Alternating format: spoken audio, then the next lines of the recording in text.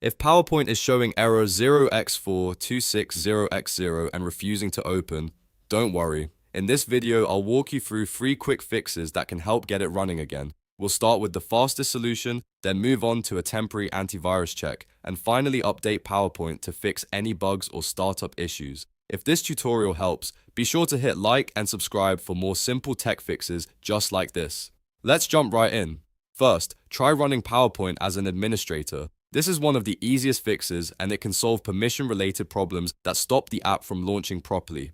To do that, find the Microsoft PowerPoint icon on your desktop taskbar or in the Start menu. Once you see it, right-click the icon. From the menu that appears, click Run as Administrator. If Windows asks you for permission, click Yes to continue. Now wait a moment and see if PowerPoint opens normally. In many cases, this alone is enough to fix error 0x4260x0. If PowerPoint opens without the error, then the issue was likely caused by a permissions conflict or a startup restriction. If it still doesn't work, don't worry. Let's move to the next fix. The second thing to try is temporarily disabling your antivirus or Windows security protection. Sometimes security software can mistakenly block PowerPoint from starting, especially after updates or system changes. To test this, open your antivirus program or go into Windows Security. Look for the protection settings and turn off real-time protection temporarily.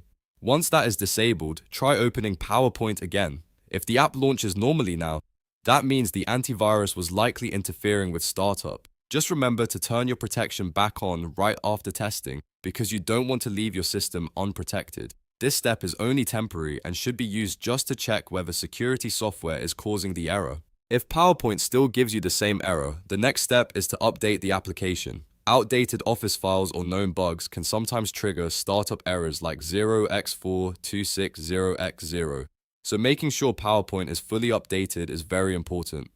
Open PowerPoint if you can, then click File at the top left. From there, go to Account. Inside the Account section, look for Update options, then click Update Now. PowerPoint will begin checking for and installing any available updates. Let the process finish completely and don't close the program too early.